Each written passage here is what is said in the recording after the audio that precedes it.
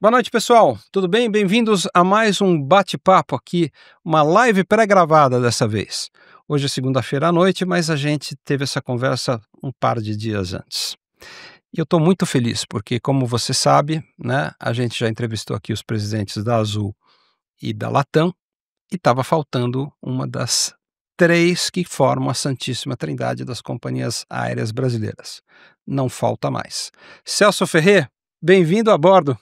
Obrigado mesmo, assim, muito legal ter você aqui. Boa noite aos amigos aqui, que eu tenho certeza que eu tenho muito amigo aqui assistindo, e só de falar de aviação a gente já se identifica, né? Então, obrigado pelo convite, é uma honra, um prazer, você sabe quanto eu te admiro aí por toda a tua história, tudo que você faz pela aviação, então tô em casa, literalmente, né? Curtindo aqui com você. Tá mesmo, assim, e a recíproca é completamente verdadeira. Você é um cara jovem, dinâmico, brilhante, a tua carreira, ela tem uma ascensão absolutamente encantadora, né?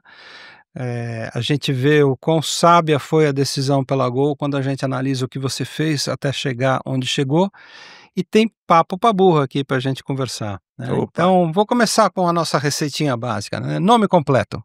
Celso Guimarães Ferrer Júnior. Natural de?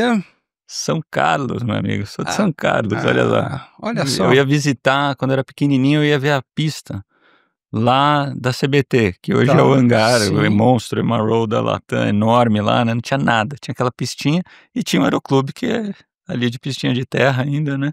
E você às vezes volta para São Carlos para fazer espionagem industrial, fala que vai visitar a mãe e fica lá na cerca olhando, não? Muito pouco, infelizmente, muito pouco, mas assim, eu amo a cidade, super bacana, e sou de São Carlos, mas vim muito cedo. A minha mãe era professora da prefeitura aqui na escola municipal, passou no concurso e eu vim novinho, então cresci aqui. Você quase cresceu mais aqui do que São Carlos? Aqui. E qual que é o teu prato preferido? O prato preferido, meu amigo, é tudo que tem a ver com massa, comida italiana, da minha nona lá de São Carlos, né? Aquilo é muito bom. Ferrer é assim. italiano de origem? Não, o Ferrer é catalão, que é a família do meu pai. Claro. Mas a família da minha mãe, que é Costanzo Veronese, super italiana. E eu fui criado nesse ambiente. São Carlos é uma colônia italiana, né? Então, meus avós, assim, de parte de mãe, que eram os mais próximos, total, assim, comida italiana, sobremesa, tudo assim, como se estivesse na Itália, assim, muito bom. E pela parte de pai rolava uma paella de vez em quando ou não? Pô, tem o Guimarães também, né? Sim, senhor. Tem o Guimarães, então lá no Rio era mais diversificado, né? Que a família do meu pai é do Rio. Então eu vivi muito essa ponte aérea e vamos falar sobre isso. É o esperto de São Carlos, né? Quase isso. Bom, e qual que é o seu time do coração? Vamos ter um problema aqui, né? Vamos ter um problema. É o Coringão. O Coringão. Corinthians é adversário, não é inimigo. Coringão. Não é problema, não. Cresci na fila, vendo o Palmeiras ficar na fila também. Daí tivemos a nossa época de ouro aí, quando eu tava, jovem. E hoje tá aí, né? Andando de lado, né? Literalmente, andando de lado. Mas é o Coringão. Parecido com a aviação brasileira, mais ou menos. Quase, O nível de endividamento tá parecido. Nem me fala. Bom, então vamos lá. Então, o jovem Celso Ferrer nasce e começa a sua vida em São Carlos. E onde que aparece a aviação na tua história? Então, eu comentei, né, dessa mudança para São Paulo, né? E a gente foi morar ali no final da 17, né? Que eu falo aqui de Congonhas, né? Eu falo ou ame ou odeia, né? Eu sou literalmente, na minha casa era aquela situação de tá falando no telefone e fala, espera um pouquinho que tá passando, tal.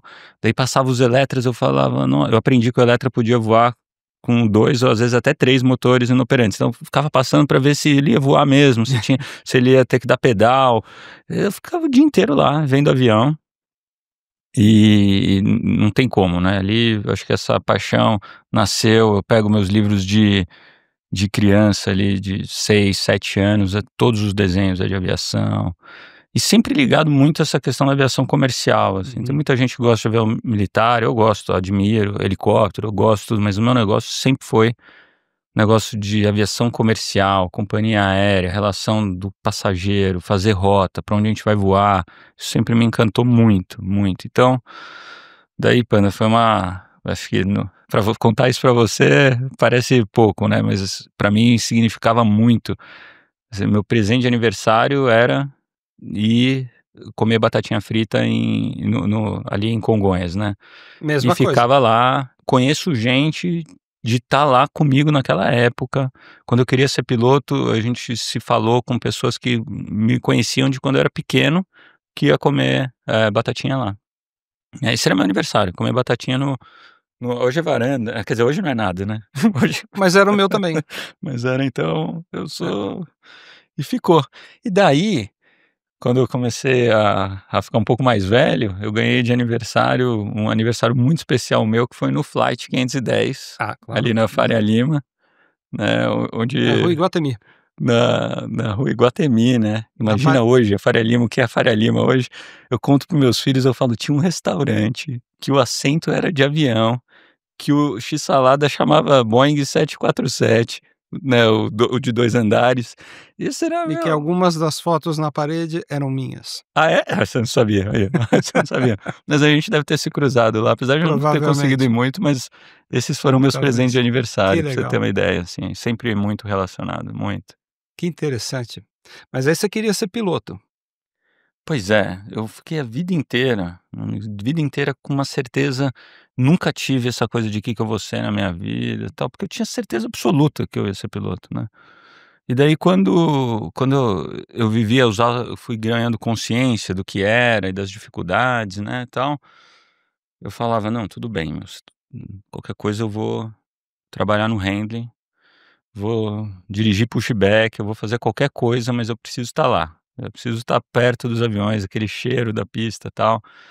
E fui indo, mas sempre determinado, assim, com essa história de entrar na porta que abrisse da aviação e o negócio de voar que até então era desconhecido, né. O primeiro voo que eu fiz, assim, de aviação foi um voo de saco lá num aeroboeiro lá de São Carlos, né, Aham. que foi num dos finais de semana, o namorado da minha prima da época estava tirando o PC e falou: "Cara, vamos fazer um voo comigo". Entrei no aeroboeiro, voei lá, daí eu falei: "É isso".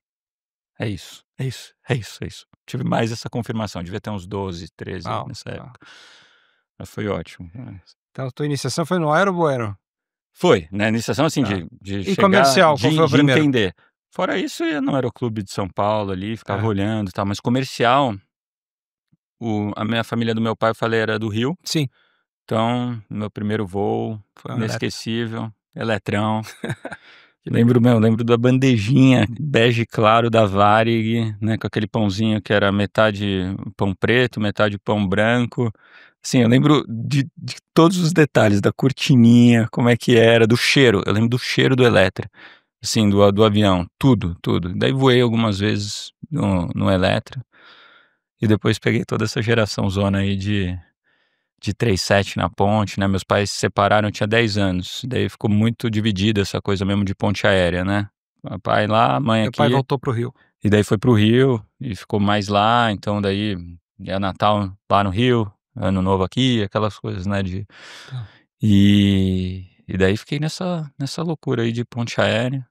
Tinha o prazer, né, eu lembro de poder conversar com os pilotos, né, eu era apaixonado e era nítido isso, né, a gente sente, hoje você sabe, eu sou piloto e quando entra alguém na cabine, independente da idade, né, não só criança, mas independente da idade, às vezes entra alguém grandão, né, entra alguém ali de 18 anos com aquela voz já assim, falando: "Meu, eu amo aviação", você sabe quando é, né. Sim, é uma vocação, né. E eu lembro assim eu sempre pedi pra ir na cabine, e às vezes que deu, eu lembro de quem que estava lá. E eu voei, né, eu voei, por exemplo, na Transbrasil, um 737-300 da Transbrasil, voltando do Santos Dumont, falei com o comandante, ele deixou eu voar na cabine, era o Saba. O Saba é meu instrutor na Gol. Saba é foi meu instrutor na Gol, instrutor de simulador, deu aula de ground school, tal, amigo, né, então essa relação muito forte, assim, né, muito assim, eu respirei muito essa coisa da ponte aérea, de entender, de ver como mudou. Tenho todos os bilhetes da época, né, guardados, né, de pô, os talãozinhos, aquilo ali foi demais. E meu primeiro voo internacional, cara, também acho que esse você vai gostar, 747-200 da Alitalia, Uh, Galeão Roma, cara. Esse daí foi clássico, que assim, foi legal. muito bacana. E na minha adolescência eu tive a oportunidade de ir também, foi E muito bom. foi a primeira visita para a Itália? Foi a primeira visita. Que Foi a legal. primeira visita pra Itália, pra Europa, né, nunca tinha Aham. entrado num avião desse. Nossa, que sonho, hein? Esse foi. Tem a foto lá do terraço do Galeão, de ele chegando na chuva, assim, eu entrando, esse Que foi demais. muito Que bom. ano que foi? Foi 90 e deve ter sido 93, Ah, assim, 92, 93. tá. É, ele operou, acho que desde 81, 82 que ele começa a operar no Brasil e vai até 2002, É, ficou 2003. bastante, né. É. Eu A lembro Itália ficou quando muito tempo sem reequipar o longo curso, né. ele teve depois foi pro 777-200, ficou um É, tempo teve um tempo também. de MD-11 Teve um também. tempinho de MD-11, que é outro clássico aí. É. É. E qual que é o teu avião favorito comercial? É o DC-10, meu amigo. É o É? Por quê? DC-10, é o DC-10. Eu não sei, eu acho que teve muito essa coisa dessa Aham. época que eu realmente ia, né, a gente estava falando de viver a aviação, vivi muito Eletra, né, assim, eu ficava ali, você sabe, né, no final na cabeceira 02 ali no final da 20, ficava ali, passava a tarde lá, pegava a bicicleta, saía de Ipanema, ia pra lá. Ficava a tarde inteira, Eletra, depois os 300, né, da ponte que entraram, VASP, Transbrasil e Varig.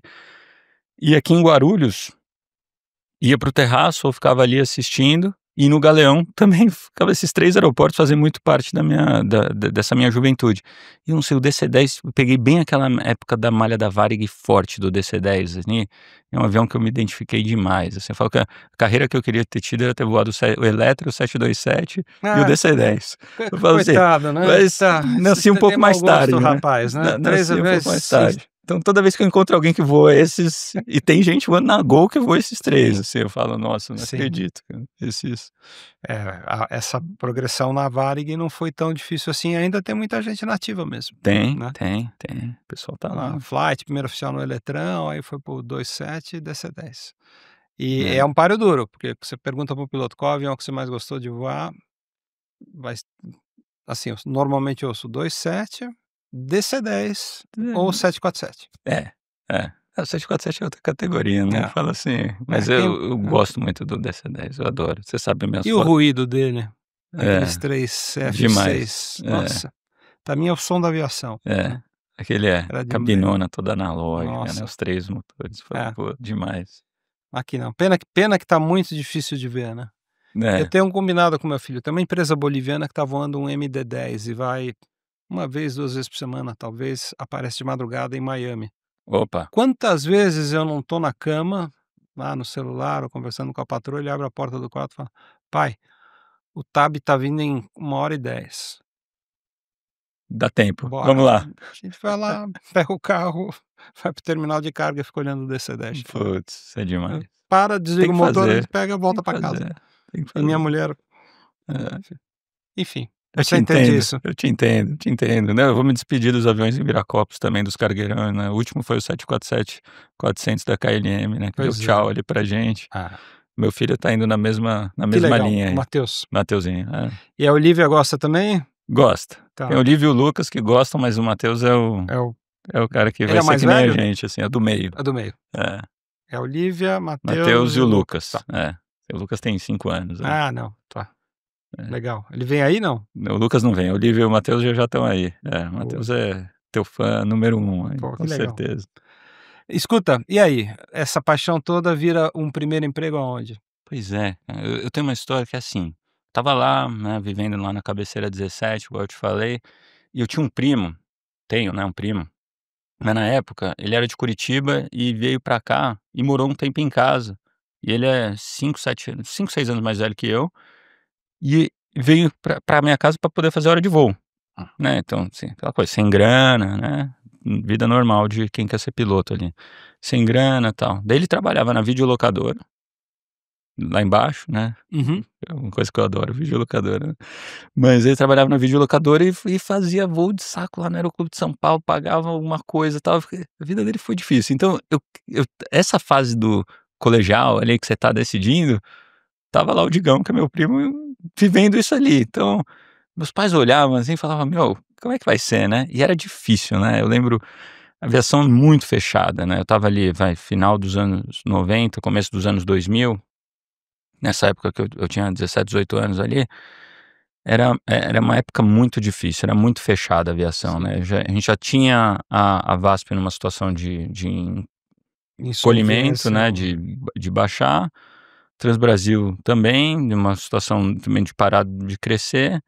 E a Varig, que era acho que o sonho de todo mundo, era uma coisa assim, pelo menos o que chegava pra mim, né, porque eu uhum. não conhecia ninguém naquela época, mas chegava muito pra mim assim: "Não, só entra agora quem é filho", lá eu lembro de anúncio nas revistas falando assim: "Filho de peixe, peixinho é". Sim, E que teve esse tinha anúncio mesmo. não tinha esse Teve, anúncio? sim. Eu lembro desse Aqui na anúncio. Flap. Eu lembro desse anúncio da Flap, Era o anúncio da Evaer. e eu olhava pra aquele anúncio e falava: "Caramba, eu não vou poder ser".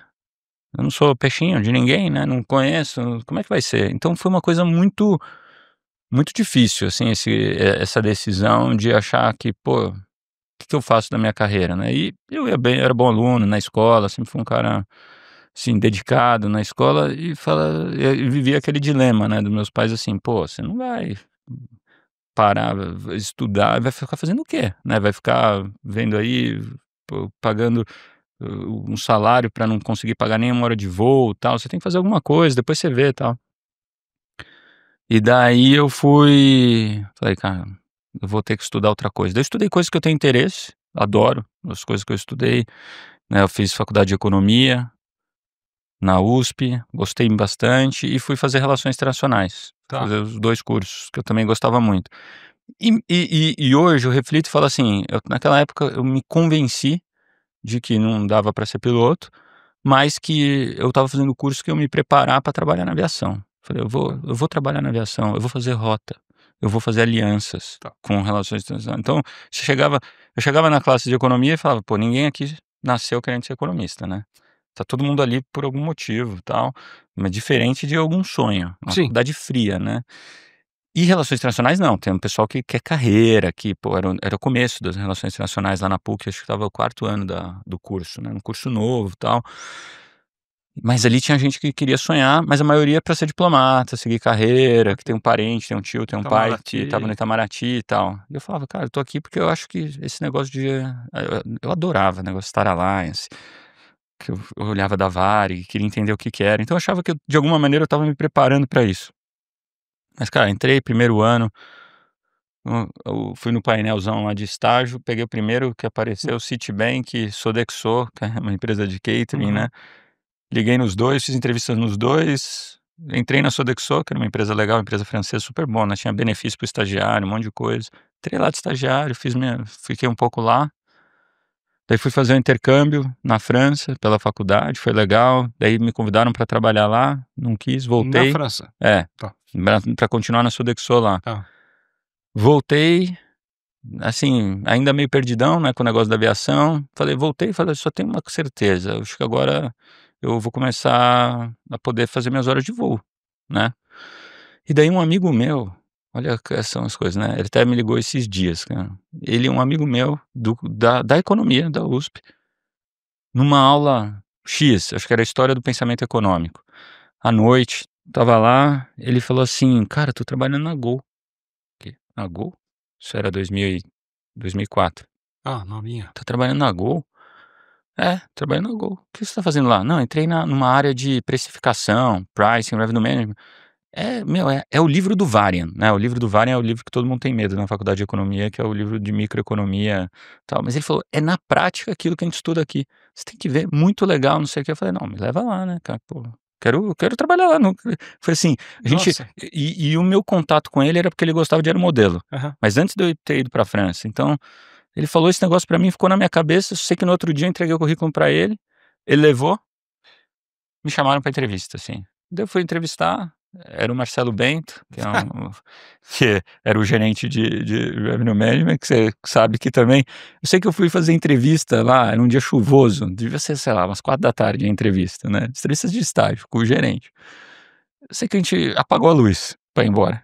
Pagou a luz. Nesse papo aqui que a gente tá Mas o tendo. Marcelo é demais, Pô, cara. tem o livro do 727, não sei o que tal, pagou a luz. Eu saí de lá e falei, cara, ou tenho um amigo ou tô contratado ou os dois. Que né? sorte, cara. O Marcelo Bento é um profissional fantástico, uma pessoa maravilhosa. Maravilhoso. Daí entrei lá na Gol no finalzinho de 2004, né, de estagiário, falando, meu... Quer dizer que então a culpa é do Marcelo Bento. A culpa é do Marcelo Bento. Eu vou ligar A para ele. culpa é do Marcelo Pode Bento. ficar assim. Chego na Gol, a Gol com pouquíssimos aviões, estagiário, né? Pô, cheguei lá, não tinha nem mesa. A empresa crescia tanto que ele falou assim: dá pra ficar as primeiras semanas. Tava lá na Tamoios ainda? Tamoios. Falou: dá pra ficar as primeiras semanas. Sem mesa? Eles arrumaram uma carteira, literalmente uma carteira que ficava entre duas mesas. Sei.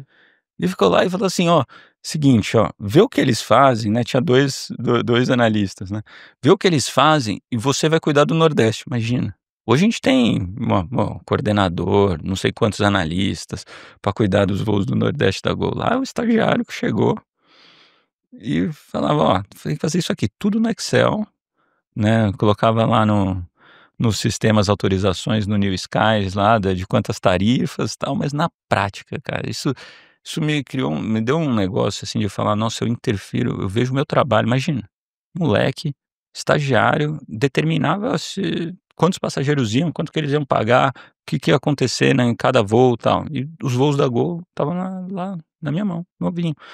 Que demais. Foi muito legal, cara, muito legal, assim, eu amei, assim, e daí era Revenue Management e planejamento junto. A equipe toda devia ter umas 8 pessoas, tudo. RM, planejamento, scheduling, tudo, né.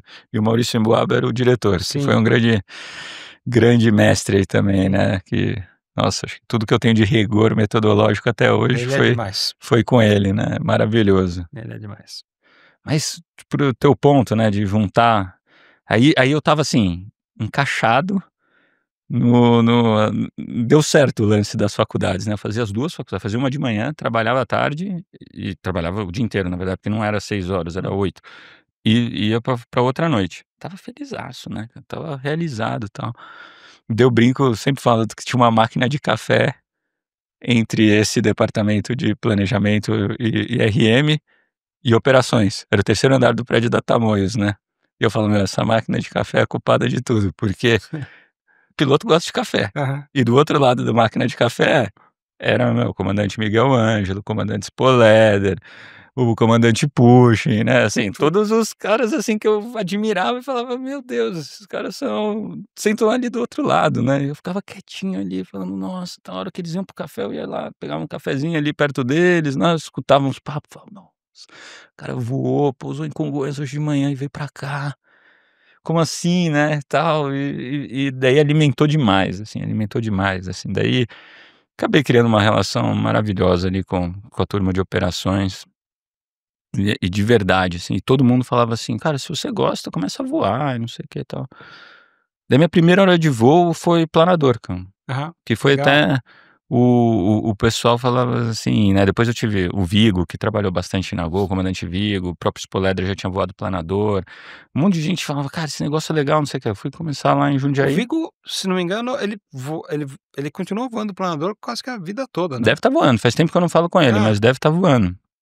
Voa muito, foi meu instrutor de planador, né, foi maravilhoso. E daí, mas assim, conversas, acho que essas pessoas não têm nem noção do impacto que elas tiveram na minha vida, assim, então aproveito aqui também para deixar isso registrado aqui, legal. porque às vezes é uma ou duas conversas que realmente muda o curso, né. Então imagina, eu estava feliz, numa empresa que crescia muito, né, com vantagem de preço, fazer revenue management era, assim, tinha 30, 40% de vantagem de custo, e era maravilhoso. Mas essas pessoas foram ali aparecendo, cara, assim, como obra de Deus mesmo, assim, colocando ali, falando, às vezes falando uma coisa, falando outra, tal, interferindo na minha vida. Sei que fui para o Aeroclube de Jundiaí, entrei de cabeça no Aeroclube. Barione era vice-presidente do Aeroclube, eu virei diretor do Aeroclube. Eu falo assim: "O que tem para fazer?" Não, tem um que ninguém quer aqui, é diretor secretário, que é o cara que contabiliza, faz as obras, faz a parte contábil. Virei diretor do Aeroclube. Fui, assim, caí de cabeça, fazia tudo. Então fazia as faculdades, trabalhava na Gol e final de sexta-noite ia pra Jundiaí e ficava lá até domingo. Nossa. Sim, abracei o negócio do planador, realmente, assim. Ah, você voou planador em Jundiaí? Foi. Ah, eu também voei lá. Na época que dava, né, e era super, super bom, né, era super gostoso, dava pra fazer uns voozão, conheci o seu Heinz, né, não sei Voou se você Blanic? conheceu.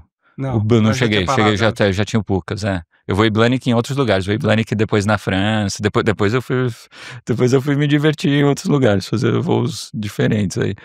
Mas lá em Jundiaí, Pucas, o PW, que é uma casquinha de ovo, né, cara, aquilo é o mais próximo, tudo.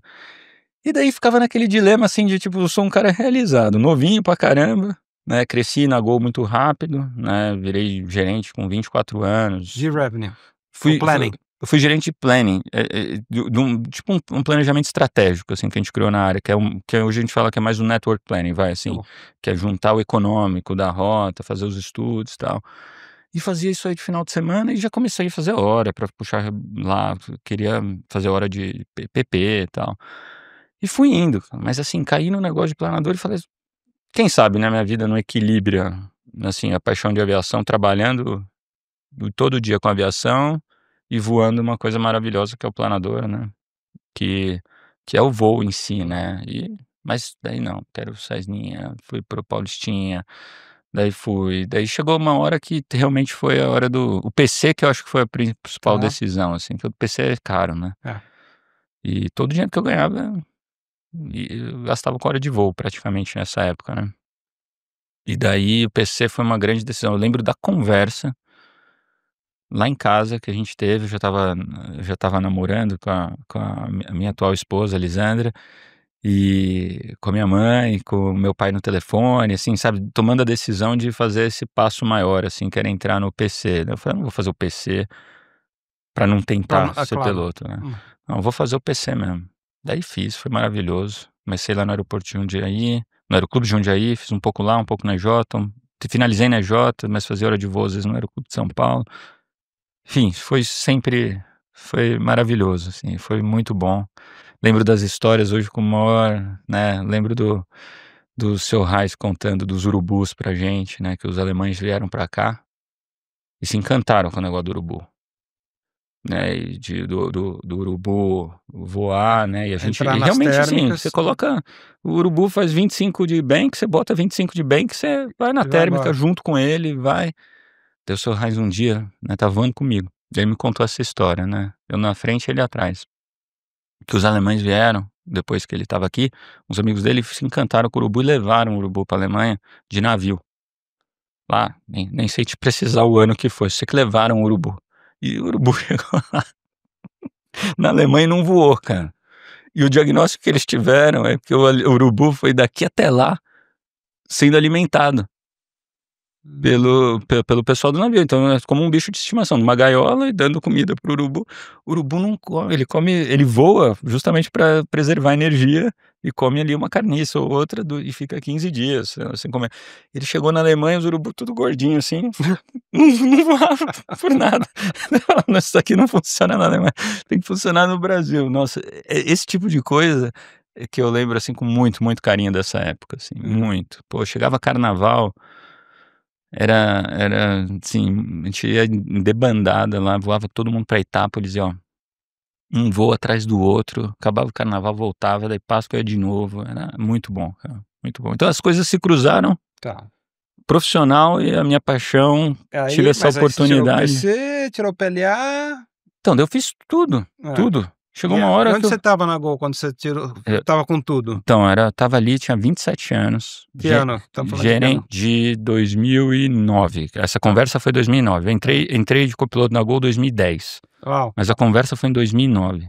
Cara, estava no negócio da Varig. Essa área que eu era o gerente, era a área que hoje tem o nome bonito de FP&A, né, Financial Planning and Analysis, era a área que fazia o business plan e tal. E eu lembro das reuniões que a gente tinha, essa área te dá muita visibilidade dentro da companhia, né. claro. Então eu tinha reunião com o Júnior, com o Henrique, com os vice-presidentes da época, mostrava o business plan, e o Maurício, que era o meu diretor, sempre foi um cara que deu muita pista, né, muita visibilidade. Era uma empresa pequena, né, o grupo gerencial pequeno. Então eu estava envolvido em todas essas questões, maravilhosos, aprendendo pra caramba, fazendo business plan da Gol, business plan da Varig, vamos montando o long haul da Varig na época, assim, ajudando, né, super intenso, aquele negócio Sim. dos 14767 que você conhece bem. E esse negócio do piloto era uma coisa minha, né. Eu fiquei muito nessa questão, assim, o quanto eu sempre tenho esse dilema do quanto egoísta eu tô sendo, né. Uhum. O quanto é pra empresa, o quanto é, mas eu falei: "Eu não tô sendo honesto co comigo mesmo e com a empresa se eu não botar isso pra fora, né". Tá. E um dia eu tive essa conversa, cara, foi muito difícil, Com assim, quem? com o Maurício. Foi a primeira conversa foi com ele, tive várias, Tá. a primeira foi com ele, que foi: "Maurício, eu quero ser piloto". Ele: "Não, piloto do quê?". "Não, quero ser piloto de avião". "Avião do quê?". "Um piloto da Gol". "Como assim?". Daí que ele parou de digitar. "Como assim?". Eu: "Não, eu tô aqui, cara, mas tô fazendo tudo isso, mas eu quero voar, não tem jeito". Ali, olha o alambrado ali, nessa altura a gente já estava daí foi piorando, né, porque a gente já estava ali no em Claro. Congonhas, daí vai piorando, porque chegava de manhã, ficava lá no alambrado, né. E dele: "Não, cara, você tem a posição mais estratégica da empresa, o sucessão, como assim, não sei o que e tal". "Não, vai, imagina, que voar o quê? E quanto vai demorar pra você fazer isso?". Eu falei: "Não, tá tudo pronto. Eu já tenho as horas, já fiz tudo, não sei o que e tal, por isso que você". E eu Nossa. fazia hora de manhã, às vezes no Campo de Marte, ia pra Gol, trabalhava e ia fazer noturno. Uau! Assim, tinha dia pra poder ter lá as minhas horas pra entrar. A hora que ele entendeu que era sério, nossa, ele botou a empresa inteira pra falar comigo. Fui falar com o VP de RH, fui falar com o jurídico Pra te falou: demover da ideia? "Demover", né. E daí super dividido, até os comandantes, esses super comandantes aí que eu falei, Uhum. que me ajudaram, opiniões divergentes, falando porque realmente eles falavam: "Não, a empresa precisa de você, não dá pra você ser piloto ou não, tal", mas ali aos poucos eu fui montando a minha opinião. Eu lembro do jurídico, o jurídico falou: "Cara, você vai ter que sair da Gol". Eu falei: "Como?". Você ganha mais do que eu ganhava de salário na ca o que vale é a carteira, né. Então o fixo, você ganha mais do que o fixo de copiloto, a gente não pode diminuir seu salário. E não estava tendo essas coisas de aproveitamento interno ainda Tá. direito, não estava estruturado. Eu: "Caramba, vou ter que sair, cara". Daí você não contava, né. Sei que eu fui, daí fui falar com o pessoal do RH, o pessoal do RH: "Pô, mas que isso, cara, você é". Eu era assim, tido como o talento da companhia, sabe, você vai virar presidente da companhia. "Que presidente da companhia? Eu quero voar, eu quero fazer minhas coisas". "Não, pô, você vai desperdiçar toda essa carreira, tal, que você já montou aqui". Eu falei: "Não, cara, eu preciso ir". Sei que daí eu fui conversar com o Júnior, me botaram pra conversar com o Júnior. E esses dias, no aniversário dele, a gente fez uma surpresa pra ele, escreveu um pouquinho pra cada um. Eu falei: "Que eu vou escrever para o Júnior? Tenho tanta coisa pra escrever para o Júnior, né, de gratidão, de admiração". Eu escrevi sobre essa conversa. Falei: "Essa conversa", que foi uma conversa que, imagina, depois de todas essas, era uma conversa que eu imaginei que eu ia lá, né, pedir a bênção do presidente para poder fazer minhas coisas. Uma conversa que você imagina que vai demorar 5, 10 minutos, foi uma conversa de 2 horas e pouco, sobre vida.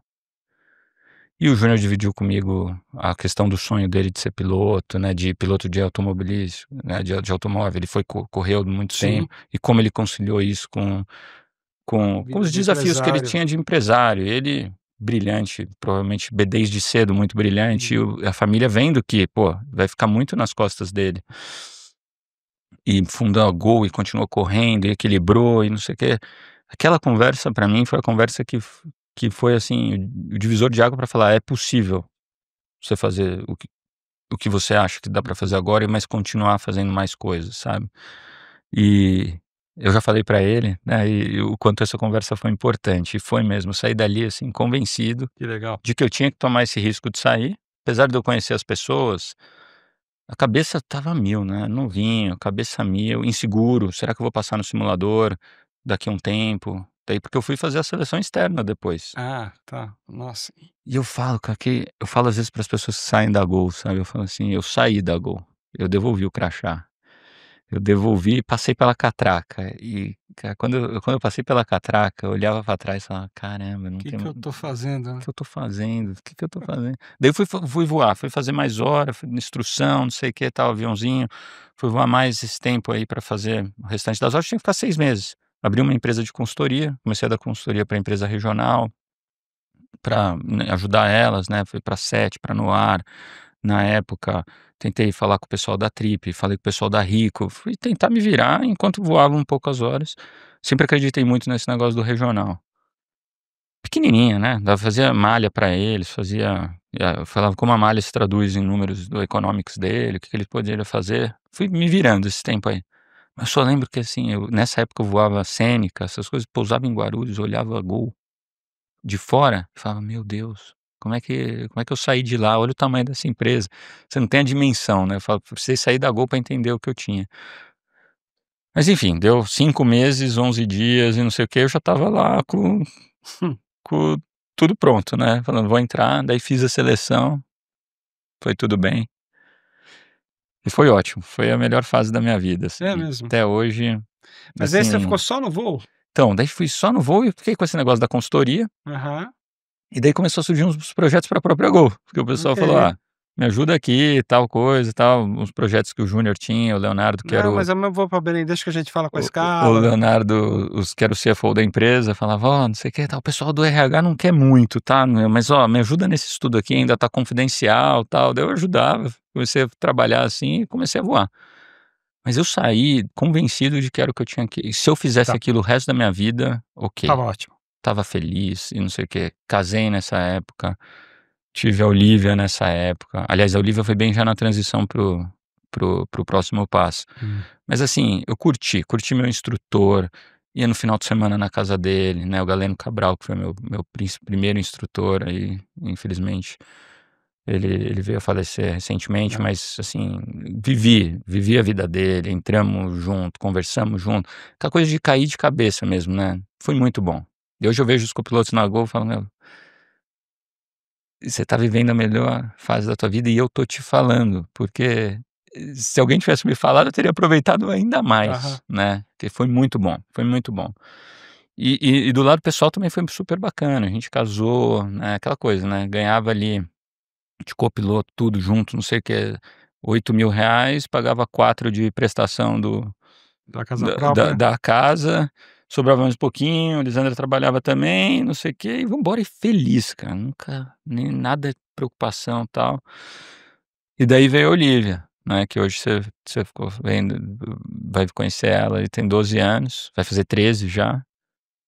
E daí um dia eu tô lá num curso, a gente na EACOM, porque a Gol estava crescendo, né, não tinha onde colocar, sempre tem essa ciclos, né. Aonde que tá eu estava lá numa aula da EACOM lá, de cargas perigosas, assim, liga a secretária do vice-presidente, que era a secretária do presidente também. Falou: "Oi, tudo bem?". "Tudo bem", saí da aula, aquele mó medo, né, tudo piloto e tal. "É, não, o Léo quer falar com você". "Quando? Dá pra ser hoje?". Eu lembro desse dia, assim, eu andando com a mochilinha, indo da EACOM, voltando pra Congonhas, falar com o Léo, né. "E aí, Léo, tudo bem?". Ele: "Ó, cara, tá legal esse negócio de piloto, né, então convenci o pessoal que dá pra você voltar agora e continuar sendo piloto", porque o RH não queria, né, o RH da época não queria, falou: "Não, você vai ser piloto, você vai pagar agora, você não pisa mais aqui", foi super ruim, né, o cara que já saiu. Mas foi super difícil, e o Léo falou: "Cara, o que que você tá fazendo?". Eu falei: "Tô fazendo meu mestrado". "Não, você vai vir aqui e vai fazer o MBA da vida real". E aliás, esse mestrado até um dia eu preciso retomar, porque é super legal, de relações internacionais misturado com aviação. Ah, que legal. Era de em relações internacionais tem um negócio de realismo, corrente de realismo e o idealismo, né, que o realismo é questão de bilateral, bélica, racional, e o idealismo é a coisa do Kant ali e tal. Realpolitik. E daí exato, e daí eu queria falar sobre aviação, sobre os tratados bilaterais, acordos bilaterais, o teor de realpolitik que eles têm, né, de fato serem acordos comerciais, mas o que existe de idealismo com a OASI, com a própria IATA, de cooperação, que os temas de seguranças que tendem a gerar cooperação, temas econômicos que tendem a gerar não cooperação, e, pô, tá parado lá. Projeto, escrevi um Mas pouquinho já. fascinante. Um dia eu vou retomar. Eu contei isso para o Léo, "Mais um motivo para você vir para cá, e não sei o que, tal, tal, tal. Tem uma posição para te oferecer, você vai ser diretor de frota". "O quê?". "Não, porque você já tem o econômico, já tem não sei o que lá, agora você conhece do avião, não sei o que e tal". "Pô, Léo, e aí?". "Não, para começar semana que vem". Eu: "Como? Mas posso continuar voando?" "Pode". "Não, vai lá, conversa com o Ada, quero ver você dá um jeito na tua escala lá". Sei que eu fui. Daí em 2012, eu já era entrei lá aí o head de frota, gerente executivo, depois virei diretor de frota e continuei voando, cara. Foi muito bom, foi uma época Mas como é que também era a carga horária, assim? Era a semana inglesa trabalhando e fim de semana você ia pra Guarulhos? mas eu conseguia voar 1 ou 2 vezes na semana Ah, cedinho, e daí sabadão fazia um Guarulhos Aeroparque, um tá. voo maior, fiz muito Aeroparque, Mas cedinho o quê? Você Montevidéu, fazia um Curitiba e voltava e Curitiba voltava, Floripa tá, voltava, tá. Brasília. Nessa época eu voava mais até, porque o Pernoitinho. acordo com o vice-presidente lá, com o Léo, era assim: "Contanto que você me entrega o que você tiver", e cara, eu era aquele cara que ia trabalhando, trabalhava no pernoite se precisasse. Então, contanto que você esteja me entregando, vamos embora. E deixa só te interromper, mas para reforçar isso que você está contando, porque esse era o meu plano de vida. Eu estava na Transbrasil e eu sempre quis ser piloto, né, e eu não era por causa do óculos. E aí eu era muito chegado no Mar Fontana, ele falou: "O senhor tem que sair do chão, o senhor tem que voar". Imagina ele falando isso. Eh, "Como assim?" Falou: "Não, o senhor tem que pilotar, o senhor tem que ter uma visão mais de operações, não só de marketing. Então, o senhor faça suas horas aí, vem aqui com a carteira e o senhor vai trabalhar como eu fiz. Então, durante o dia você trabalha no escritório, à noite você vai para algum lugar, pernoita e volte aqui cedo para continuar como executivo, mas eu quero ver você voando para a companhia". E aí eu entrei na IWM Olha que legal. e fiz o PP lá. Ó, E aí, na hora que eu estava começando a fazer as primeiras horas de PP, eu saí da Transbrasil. olha Aí só. falei: "Cara, agora não tem mais chance nenhuma, né". Mas Mas, enfim, você fez o que eu sempre sonhei em fazer. pô, tenho muita gratidão, viu, uma oportunidade incrível mesmo de poder viver esses 2 mundos, né. E eu falei: "Eu nunca quero largar isso", até hoje eu não larguei ainda, Quanto você está porque voando por mês? agora no Chapter 11 eu dei uma pausa, e agora eu tô fazendo o simulador para voltar, né. Então o que que aconteceu no Chapter 11 ano passado?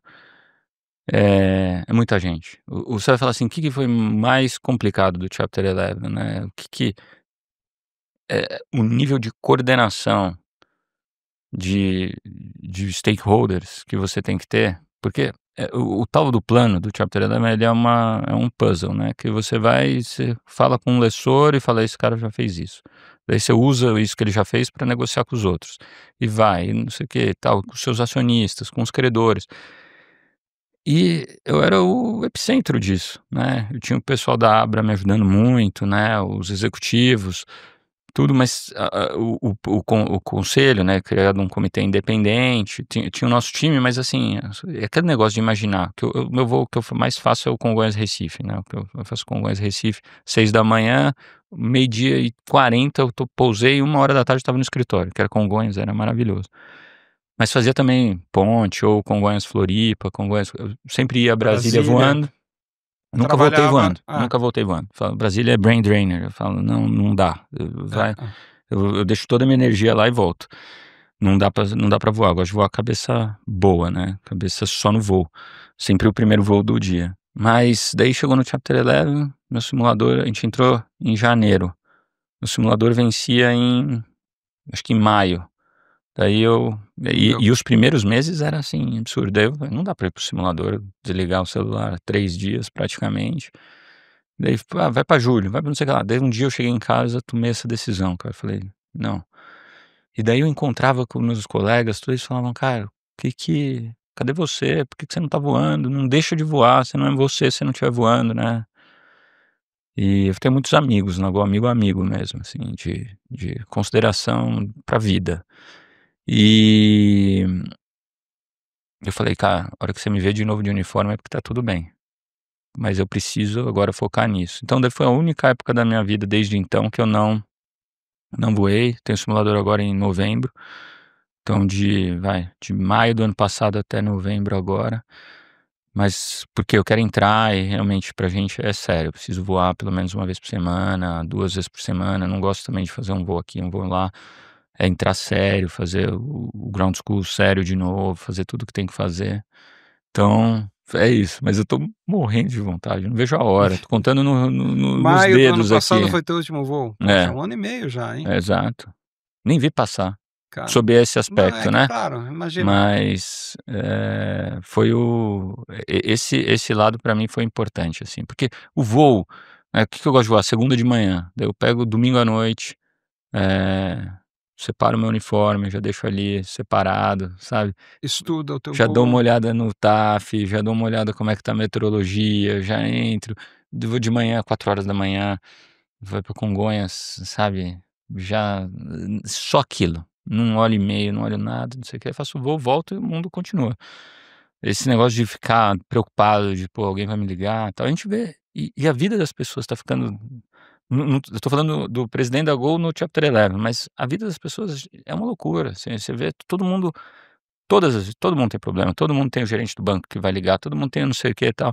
Então, o lance da segurança é você conseguir entrar na cabine realmente livre de qualquer coisa, né, calmo, tendo tempo para focar no que realmente precisa. Então, Tá, pô, mas a gente parou em você, diretor de frota. diretor de frota, vamos lá.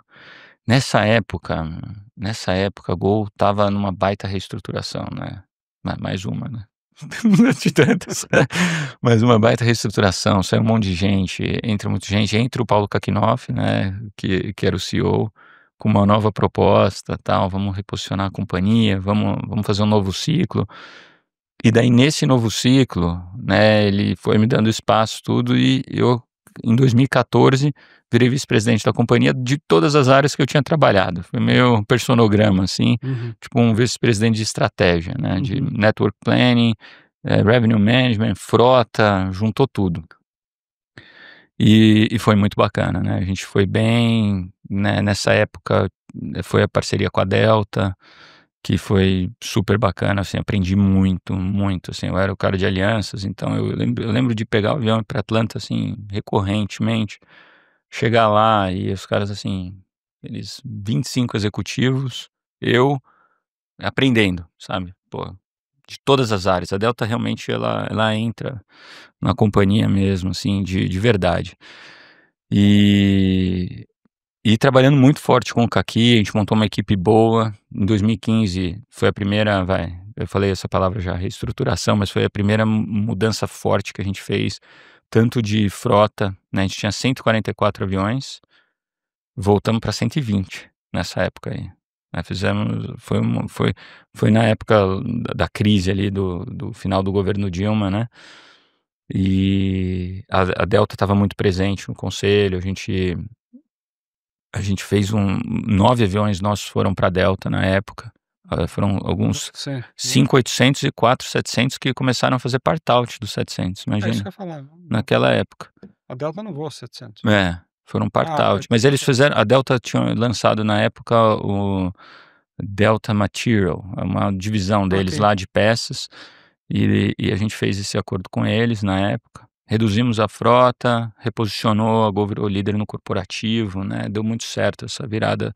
Agora entramos num ciclo bom, Sim. depois dessa fase aí, né, um ciclo que levou a companhia bem até 2019, que acho que provavelmente o melhor ano da década, né, que é a década perdida, que o mercado continuou com 100 milhões de passageiros. É, E foi bom simplesmente porque tinha saído um dos concorrentes e o dólar, eu falo dólar de 3,61 no começo do ano e 3,80 no final do ano. Acho que a gente esquece, né.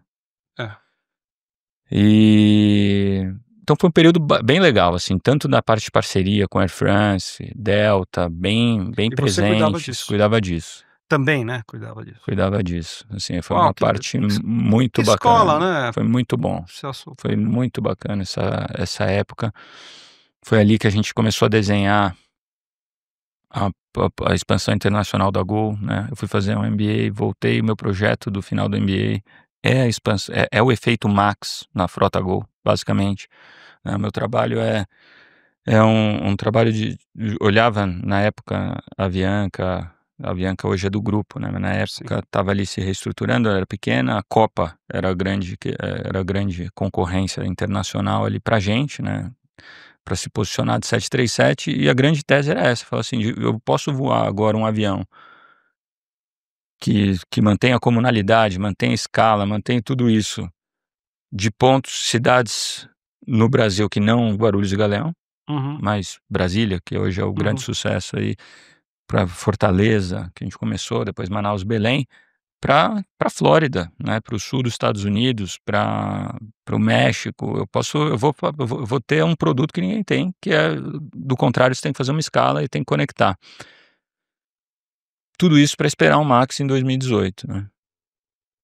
E veio em 2018 com um pouquinho de atraso, né, mas veio, né. Nossa, era o launch customer, um dos 5 primeiros. Sim. E tudo isso para esperar o Max, e o lance do Max era esse, era falar: "Pô, nós vamos levar a Gol, que deu certo lá do começo, né, que expandiu, que realmente trouxe uma vantagem de custo, que realmente popularizou, né, e deu acesso ao transporte aéreo, agora numa escala", eu falo até hoje isso, do sul da Flórida até Ushuaia, né. O Max Ah, faz do sul da Flórida até Ushuaia, conectando com toda essa malha que a gente tem aqui. Foi muito bacana essa fase que também. legal.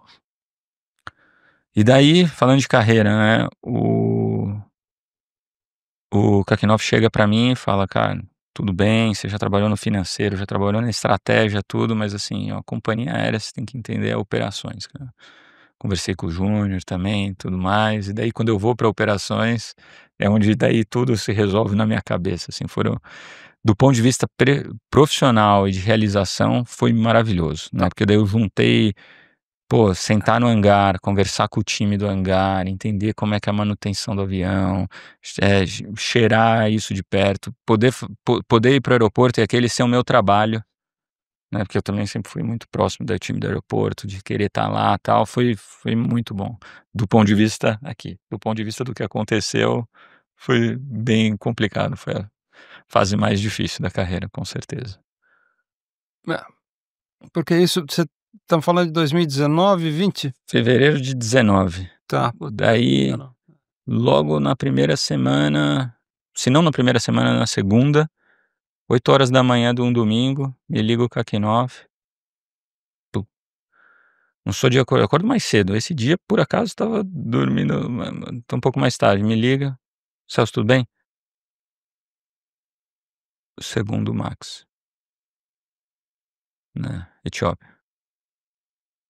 Daí domingo à noite, eu tinha acabado de virar vice-presidente de operações, domingo à noite, Vocês tomaram a decisão. vamos pra Gol, à noite, lembro de cada palavra dessa reunião. A gente sentou, ninguém tinha tomado a decisão de groundear. A gente falou: "Vamos groundear".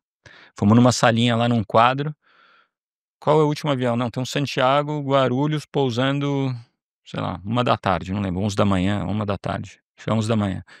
É o último Max que tá voando, o resto tudo já não decola. A hora que pousar, a gente solta o release e fala que a gente groundeou. Essa foi a primeira grande decisão aí de como vice-presidente de operações. E foi super seguida e acertada, né, eu acho que depois a gente começou a ver ao longo do dia, já naquela tarde já teve autoridade, daí foi a autoridade aeronáutica JA, chinesa, JA, daí Índia, começou esse FA foi o último. até o FAA soltar. E a gente falou: "Não, temos que vamos seguir". Segurança em primeiro lugar. E a gente estava num momento, né, de isso aí, pô, faltando avião, enfim, contratando gente pra caramba, 7 aviões no chão. 2019 foi um ano muito, muito complicado do ponto de vista operacional, né. Foi um ano bom de resultado, mas eu falo, atrás da cortina, teve o ground do Max. A gente trouxe alguns NGs para tentar repor a frota, os outros NGs voando demais. E então a gente e no final do ano, na hora que você está planejado para alta temporada, aparece o problema do Pickle Fork. Não sei se vocês lembram disso, né. O Pickle Fork é uma seção estrutural aqui debaixo da baía do trem de pouso, Aham, que faz a junção da uma das peças que fazem a e chama Pickle Fork mesmo, porque é o talher de pegar pepino, tá. Pickle Fork. Ele parece. É uma peça enorme que fica aqui na baía do trem de pouso, que liga a raiz da asa para vamos dizer, a principal seção estrutural da fuselagem, Tá. e daí descobrem que tem uma possível trinca nesses aviões, né. E daí o negócio é o seguinte, se você fazia inspeção e achava, você tinha que parar o avião Grounded. imediatamente. Ixi. Então, do caso contrário, você tinha que voar, mas tinha um calendário de Tá, inspeção. Então, aí de novo, vamos lá, senta, eu sempre lembro da mesma lusa lá. O tá, mas que que a gente vai todos os fazer? NGs? Todos os NGs. Independentemente da série, todos? Naquela época, a gente fez Nossa, eu todos. não lembrava disso. Acho que eu Fez nunca s todos. não é, lembrava não, nunca soube Não, a disso. gente parou. Putz, a gente parou nessa época aí, a gente Ah, foi isso, eu lembro que foi teve uma época uns que vocês 3 pararam. ou 4 aviões, assim, foram 10, mais de 10 aviões impactados, mas daí foi diminuindo a frota disponível foi a primeira vez que isso aconteceu, depois aconteceu em 2023, de começar a diminuir a frota disponível no ramp up da alta temporada, 2019. Então E daí foi resolvido como? A Boeing retificou, não, mandou um até AD? hoje tem, até hoje tem. O que que aconteceu? Daí a gente criou uma linha. Nessa época faltavam spare parts de pickle fork, porque não é uma parte Não, que é hum, de feita para manutenção, você né. trocar. Daí o difícil foi isso, a Boeing tinha poucas peças, a Gol foi a primeira que começou, a mais impactada até hoje, a gente não sabe por quê. Mas, assim, Ma proporcionalmente nós não sa pô, sempre que acontece alguma coisa com a Gol, a gente fala: "Ah, deve ser por causa da ponte aérea, deve ser porque", mas esse aí, tinha uma teoria de que das pistas ruins do aham, Brasil. Então, imagina o peso do avião o tempo aham, todo, né, atuando em taxiway com esburacada, pista ruim, né, que hoje são muito melhores, mas naquela época era sim, sim. complicado. É. Aliás, o histórico, né, da Gol sempre foi complicado aí, de ponto de vista de infraestrutura. Mas foi um negócio assim, foi uma crise que ninguém viu, mas que pra gente foi ali suado, viu. Sei que a gente voou pra caramba em 2019, fizemos um resultado. Tudo que a gente tiver que fazer de frota agora, vamos fazer em 2020. Cheques que a gente foi, faseando, tudo vamos fazer em 2020. Daí pandemia. Aí, em março de 2020, alguém Parou. resolve tomar uma sopa de morcego lá em Wuhan. Exato, exato. Daí foi aquela coisa, ali foi naquele momento, a gente falou assim, todo o plano, eu lembro a gente discutindo o orçamento de 2020, imagina, 2019 um baita resultado, a gente olhando para 2020 e botando o custo de manutenção, capex, não sei o que, tal, gente, estamos sem o Max, tal. E tudo aquela história da Gol, do primeiro comercial, que é a mais pura verdade, né, de avião novo que voa mais horas por dia, que daí tem o custo unitário mais baixo, que te dá uma tarifa mais barata. O ciclo virtuoso tinha parado, porque não tinha avião novo chegando, os aviões que estavam aqui estavam super estressados de uso, a gente precisava parar, então assim, beleza, vamos. Daí tinha 3 versões do orçamento, com o Max voltando em Nossa, fevereiro, que ba com o Max voando voltando em julho, com o Max voltando em não sei o que, tal. E assim, que se o Max não voltar, sabe, assim, imagina fazer orçamento assim. Daí 2020 foi um ano complicado para fazer esse orçamento, mas eu lembro que, assim, a linha de manutenção era enorme, tinha que fazer manutenção, não ia dar para crescer o que a gente Confins estava queria, lotado, né. Confins lotado, tudo esse, né, inspeção de pickle fork, cheque C que tem que fazer, motor que tem que mandar, tal, mas o resultado de 2019 era bom, a gente imaginava um mercado bom em 2020. Pô, imagina, dólar a 3,70, né, a companhia, Que saudade. a gente entrou na pandemia com uma posição de caixa super reforçada, porque tinha a intenção até de que depois se concluiu mais tarde, mas a intenção de recompra do programa de fidelidade dos Miles. Assim, tudo perfeito, tinha que fazer manutenção, tinha uma linha mais pesada, mas vamos embora. Daí quando acontece a pandemia, meu Deus, para tudo. Daí foi, né, daí você já sabe a história. Eu sei a história, mas eu não sei como que você sai da pandemia e vai para a presidência da Gol. Pois é.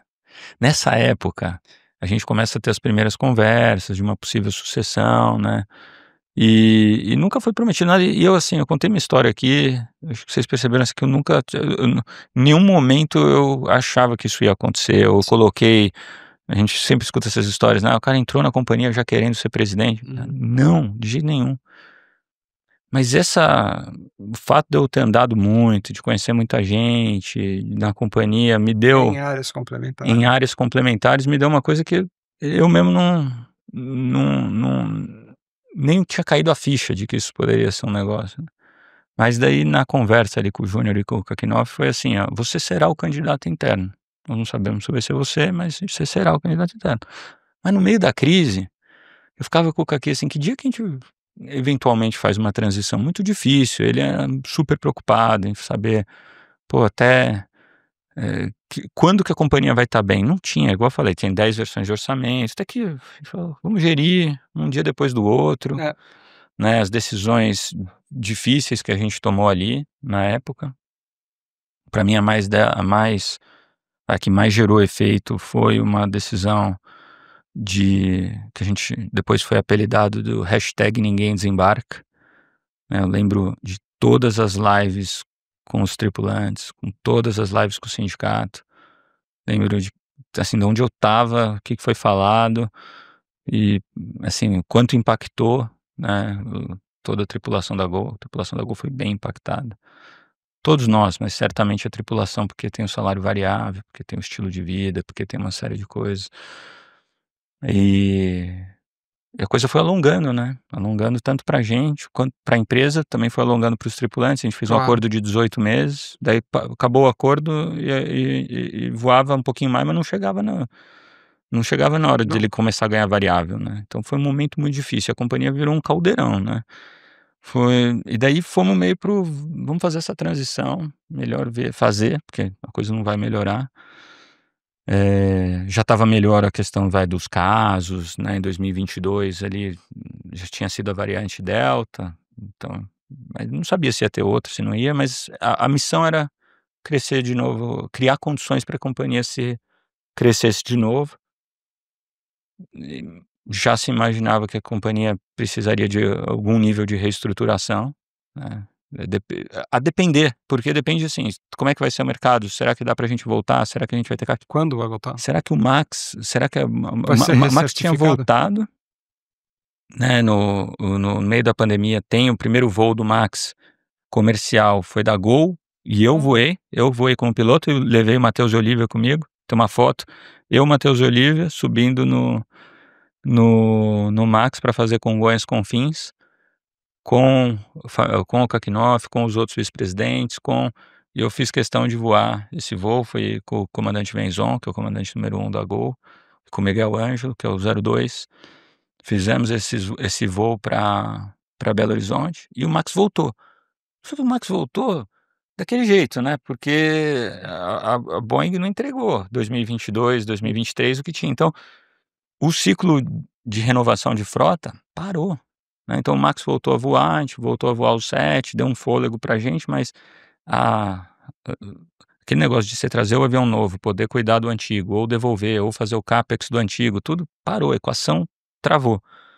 E a gente foi descobrindo isso já comigo na presidência, né, ao longo de Aham. 22, Você assume em 22. 22. A gente anunciou em maio de 22, é. E pergunta, Abril, eu maio. adoro o Kakinoff, acho ele uma figura absolutamente fantástica sob vários aspectos. E ele vocês trabalharam juntos? Ele foi te passando, foi fazendo Ó, coaching? os 10 anos dele lá, ele entrou em 2012, em 2014, ele entrou em 2012, 2014 a minha mesa era na frente da dele já. Então a gente foi muito próximo durante esse período, sabe, assim, Tá. de trabalhar junto, a gente criou uma relação muito bacana, de confiança, e nessa fase da transição, a gente foi, né, foi junto, pô, ele é um cara eu lembro assim, ele tinha desde o primeiro e-mail dele na Gol, né, "Me lembra alguém, você?", assim, tudo catalogado, todas as pastas e não sei o quê, impressionante, o nível de organização, maneira que ele deu. E a gente foi junto, até que chega um dia que você fala assim: "Acabou, né, me liga qualquer coisa, mas vamos lá", né, e fizemos a transição, num momento que a Gol tá mudando muito, né, porque, faz o primeiro anúncio da Abra foi exatamente nessa época. Pois é. Mas demorou um ano para ser concluído, a Abra começa mesmo 23 abril de 23, mas esse 22 já dá o primeiro anúncio. Então, foi um ano que mudou muito, onde a gente Você pode contar pra gente como começou esse namoro?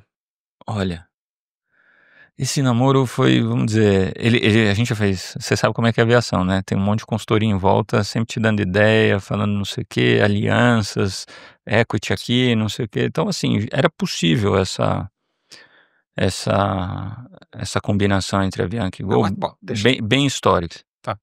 Mas é na pandemia e é justamente, eu acho que num cenário de estresse que se pensa nessa coisa de não, vamos ter uma escala diferente, vamos montar uma coisa diferente, né? E eu acho que tinha já a Latam bem formada do tamanho que Sim, estava, claro. a gente já sabia o que estava por vir ali, e a Abra é criada nesse ambiente de trazer um equilíbrio competitivo regional, né? A nível regional. As duas empresas juntas, a Latam e a Abra, estão desenhadas aí para ter quase 75, 80% do mercado latino-americano.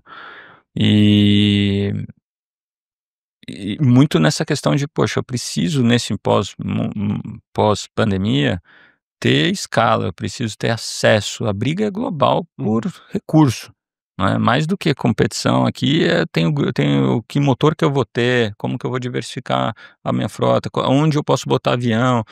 E acho que a gente já estava vendo tudo isso.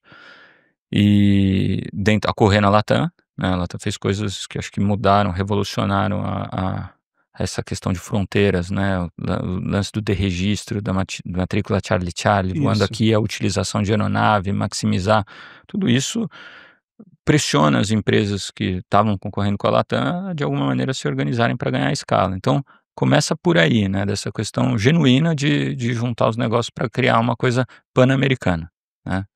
E o projeto era isso, criar uma companhia. E até hoje é a criação, porém, mantendo isso é muito legal, de falar: "Não, vamos pegar o que é melhor de cada companhia e preservar Poxa. a marca, a cultura, o entendimento regional, né, local, regional eu digo Brasil, que é diferente da Colômbia, como é diferente, que é diferente do Chile, né. Hoje, que é diferente da Espanha, que tem a Wamos agora, assim, é completamente diferente, né, vou fazer aviação aqui, as interlocuções, com quem você tem que falar, como o cliente reage, é muito diferente, né, o consumidor colombiano aceita algumas coisas que o brasileiro não aceita e vice-versa. Então, a gente fala assim, a gente busca no grupo fazer e nessa época, a gente começa a fazer os streams de sinergia, né, falar: "Ó, vamos Sim. fazer o que pode ter de sinergia de frota, o que pode ter de sinergia de supply chain". Então a Gol foi mudando muito daquela empresa ali, gerida muito por poucas pessoas, decisões rápidas, para uma empresa agora que uma Uma multinacional governança mais tradicional. que vai indo, né. Então esse foi e ali e a recuperação, né, eu lembro o primeiro ano, 22, eu falei para o pessoal, né, a gente fez uma reunião e falou assim: "Vamos simplificar as coisas. A gente precisa ter 100 aviões voando até o final do ano. Plano 100". Porque quanto mais a gente tinha avião parado, menos caixa a gente gerava. Claro. Começou aquela coisa de: "Poxa, como é que eu consigo trazer fluxo de Receita, caixa para a empresa?". Então a gente falou: "Vamos plano 100. Vamos lá, até o final de 22, vamos ver o que a gente consegue". Depois 23. E daí 23 a gente foi um ano, acho que foi um ano bem complicado, assim, de que o mercado 23. é.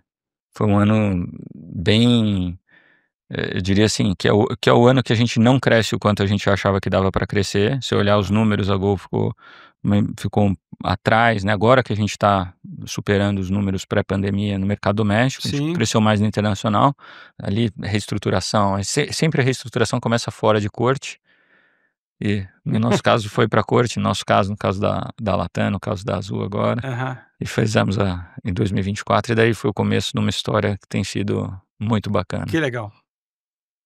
Agora,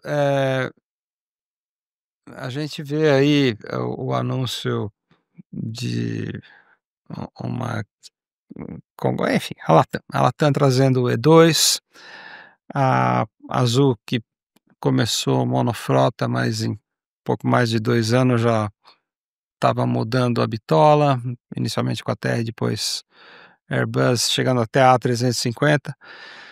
A Gol pretende continuar muito mais tempo monofrota, somente 737, como é que é isso? É o tema do momento, Panda, porque a gente sempre falou, toda apresentação de relações com investidores, tudo que você pode ver da Gol, sempre é o orgulho de ser frota única, simplificar, e de fato tem, né? De fato tem um ganho, eu acho que gente tem uma estrutura menor, a gente consegue planejar bem a manutenção. Claro. A gente varia, a empresa que mais varia o tamanho da baixa para o tamanho da alta é a Gol, porque eu consigo concentrar mais manutenção. Olha só, tá. Um monte de coisas, vantagens. Tem um formulário, você deve conhecer, chama 20F, que é o formulário que você passa lá para a SEC americana. Nesse formulário tem um capítulo lá que chama assim, risco de fornecedor único. Eu lembro que tinha uma época que eu olhava o 20F, né, fazia, na verdade, que eu trabalhava no financeiro, e daí esse negócio do risco de fornecedor único é sempre uma coisa que a gente olha e fala: Pois "Nem é. olha, né", mas tinha que colocar no formulário, né, que vai para os investidores. E porque a confiança era tanta, e deu tanto certo, a história é tão bacana, esse avião que está aqui, né, o SFP, Short Field Performance, desenhado junto, tudo que a gente fez, a gente voa regional com a gente voa Pelotas com 737-800, né, a gente voa, começou todas as cidades do interior com 737 e fala assim, dá para eu falo assim, no geral a gente engole todos os subótimos de mercado a mercado, mas a gente ganha. Eis que 2 coisas acontecem, né, uma é a crise da nova geração de aviões, não é de aviões, de motores, né, Se é. e os atrasos na entrega, isso hoje é imprevisibilidade do que pode acontecer do ponto de vista de custo com esses motores, né. Então a gente vê o que está acontecendo com a Pratt, com a Rolls em vários aviões do wide body, com a GE no caso do MAX, né, que a gente enfrenta aí remoções antecipadas, o custo é altíssimo, o motor Ainda é muito mais enfrenta? caro. Enfrenta. A gente nunca parou, né, Não. os aviões. A gente, diferente de outros fabricantes, os aviões nunca pararam, mas assim, a gente roda com uma frota de motor spare enorme. O turnaround time dos motores é gigante, É. né, dessa nova geração, e o custo é muito alto. Então, esse cenário de supply chain mudou. E o segundo elemento que esse sim é positivo, é o fato da Abra estar aí. Porque, quando a gente olha e fala: "Eu quero preservar a marca, eu quero preservar a cultura, eu quero preservar a relação com o governo, eu quero preservar a relação com os consumidores daquele local", ao mesmo tempo que eu olho para tudo isso, olho e falo assim: "Pô, a gente agora é uma empresa de mais de 300 aviões, a gente vai negociar com os fornecedores que são os mesmos, Sim, mas é Honeywell, Rockwell Collins, é GE, é Pratt". Daí entra essa questão do avião, né, então hoje no grupo tem a família Airbus, tem 330, tem 320, então para a gente operar hoje um avião é muito mais fácil, né, uhum. do que era no passado, que os contratos de suprimentos vão ser todos colocados na mesma Sim, perspectiva, sim. então onde que existe a complexidade? Piloto e operação, né, aonde existe aí um pouco. Então hoje eu diria que a gente está, nesse exato momento, tendo as discussões na Abra, exatamente nesse sentido, aonde alocar, por que alocar, com que custo, custo de piloto, custo de mercado, né, de distribuição, quanto que a gente está. Então, eu diria que eu vejo muito promissora a história da gente operar, complementar a Gol, né, que vai ter seu coração sempre aí no 737. Mais no NG do que nunca, né, que é o Aham. avião que a gente mais gosta, por isso que a gente trouxe ele aqui. Muito legal. Muito obrigado. É o avião que faz tudo, né, esse Sim, avião, pô, esse é um e trator, com nível cara. de confiabilidade, Confiabilidade, sabemos custos, conhecemos né. tudo, e vai continuar sendo o coração, mas acho que tem espaço tanto embaixo quanto em cima dessa história aí de frota, e Poxa, pra gente em explorar. cima a gente sabia, embaixo é novidade. Eu acho que tem, a gente e de novo, qualquer estudo que faz hoje, né, vai além, porque a gente começa a olhar assim, pô, faz sentido operar esses aviões em Congonhas, faz sentido operar em rotas regionais, mas também faz sentido operar em rotas regionais e internacionais. Faz sentido operar em El Salvador, faz sentido, tem Central América, tem isso, tem aquilo. Então começa a robustecer o business Sim, case, sabe? Não fica aquela coisa assim, porque vamos ver o que vamos acontece. combinar, vários estudos a gente já fez. Em 25 anos de Gol, acho que a gente olhou para todos os aviões.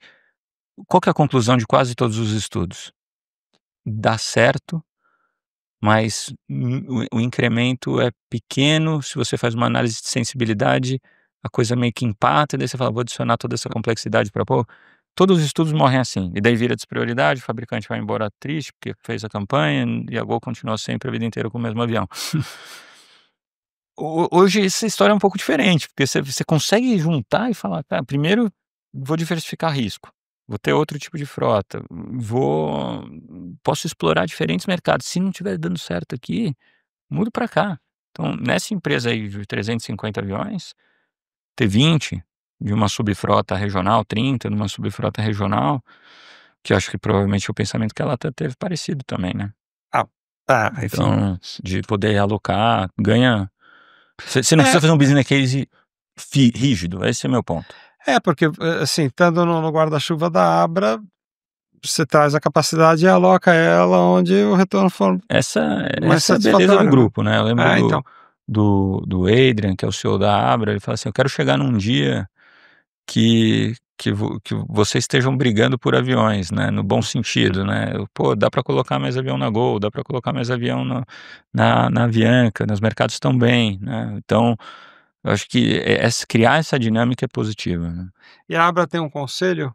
A Abra tem um conselho, Tá, a Abra tem um conselho bem, eu diria assim, bem próximo, tá, né, tem integrantes da família Constantino, tem representantes dos acionistas que vieram junto da Avianca, quando a Abra foi sim. criada, mas assim, é um nível de discussão, assim, de motor, serial number, qual frota, é um conselho de aviação, é um negócio, assim, que muito bacana estar E vivendo isso, então assim. isso que eu ia falar, deve ser uma experiência e tanto, né. E daí vem exemplo da TACA, vem exemplo da Avianca, vem É, a Avianca gere mais de 10 AOCs, né, porque foi juntando a história da Avianca é uma história já de eu consolidação. eu fui consultor lá, eu trabalhei com eles, Então conheci o Adrian, ent sou muito amigo do Renato Covello, aliás sim, foi eu que levei ele para Azul, né, enfim, eu conheço bem o pessoal lá e é uma cultura e uma história fascinante, né. eles a história da Avianca hoje é essa história de consolidar, vários AOCs, ganhar sinergia entre eles, nesse caso eles colocaram a mesma marca, né, principalmente na TACA e na Avianca, mas Tem eh, tem muita consciência, o que é legal é que a turma toda, o conselho todo mundo tem muita consciência que a América Latina não é igual. É uma coxa de retalho, assim, a dinâmica do Equador é diferente da Colômbia, que é diferente do Brasil, e esse é o ponto, né, a gente quer Hum. chegar para o cliente e falar: "Ó, você vai ter acesso a mais programa de fidelidade", por exemplo, tá super se integrando do ponto de vista do cliente, né, a gente quer que quem é do Smiles olhe e fale: "Nossa, eu tenho tudo que", como se eu fosse do Last Miles também.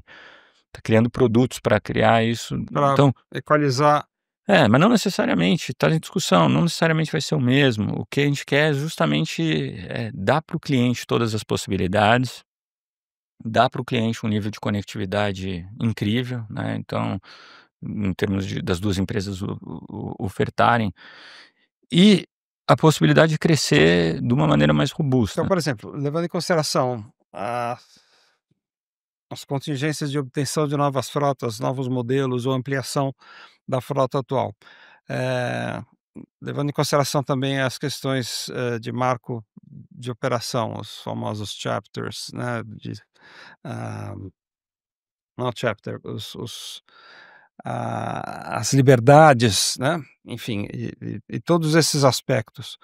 Tudo isso está sendo gerido pela Abra, assim, é um pensamento único É. na Abra que impacta a Avianca e Gol, ou não? É, Ou vocês têm equipes separadas e não, cada vez mais a gente está cada vez mais se integrado? organizando, mas assim, acho que o papel que a Abra está começando a ter cada vez mais, além daquele primeiro papel que era olhar o que que uma faz de bom, o que que a outra faz de bom, pega o melhor contrato daqui e tal. Uhum, Eu falo que a gente não fez só um Chapter 11, a gente fez um Chapter 11, mas podendo tá. foi um Chapter 11 e uma grande integração de contratos também, porque se Com eu sinergia no meio, né. eu pagava tanto para tal fornecedor, no Chapter 11 eu já estava negociando, mas eu olhei o da Avianca é mais baixo, quero igual ao da Avianca.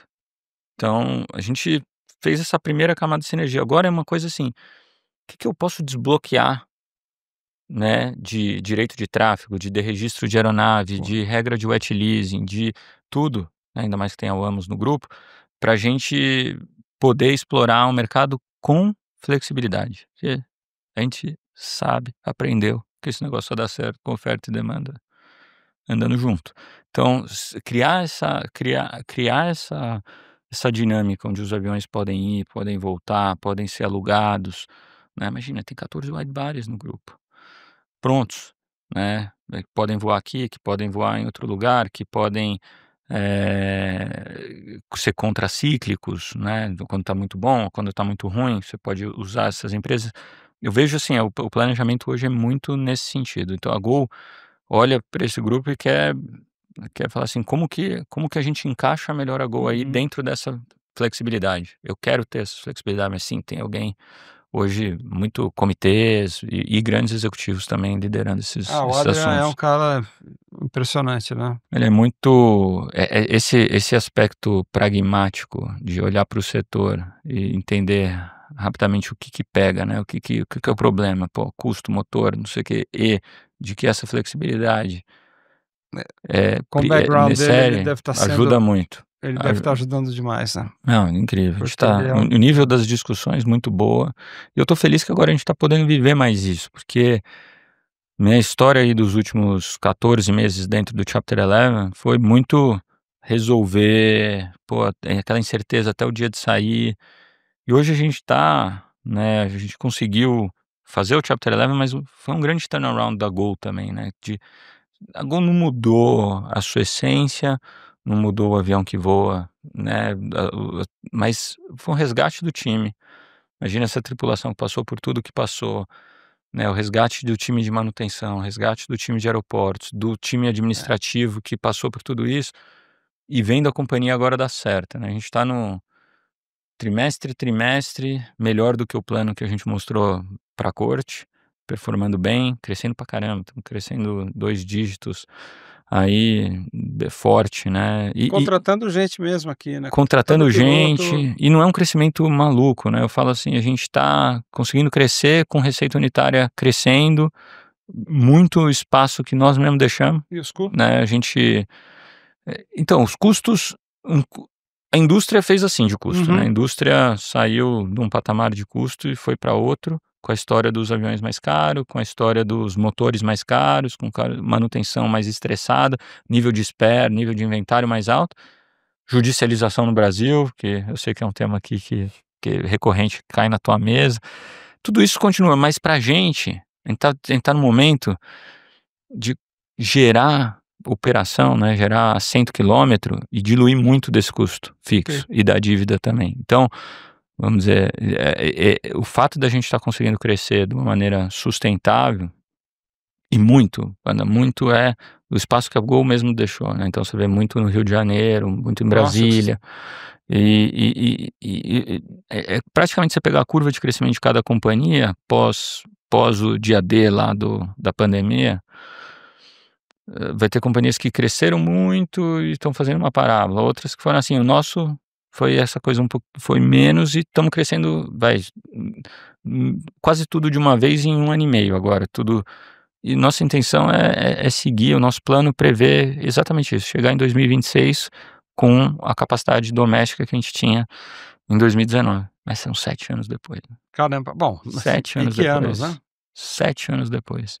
Parece que foi ontem, mas então é muito bom, porque eu falo, tem o efeito positivo do crescimento, sem ter o efeito negativo do crescimento, que é queda de você perder a mão na No clima, rentabilidade, na no cultura. produto, enfim. Então tá bem, a companhia está num momento, assim, diria, talvez um dos melhores momentos da história, pensando em marca, em produto, reposicionamento, tem muita coisa para vir, acho que agora a gente entra num ciclo Que de legal, de que bom. poder, muita coisa que a gente queria ter feito, assim, você chega, toda a área tem uma gavetinha de projeto que ficou no meio do caminho durante esse tempo, no digital, em experiência do cliente, que a gente quer botar para Olha como a Gol tá indo, você, né. olha lá, é isso aí, Smiles crescendo, o Smiles nunca parou de crescer, Ah, bom, mas nunca. tremendo de um programa, Você né. pega na pandemia, cara, o que que esse programa cresceu, assim, daí você entende a cabeça do consumidor, né, o consumidor queria viajar, queria ter ponto.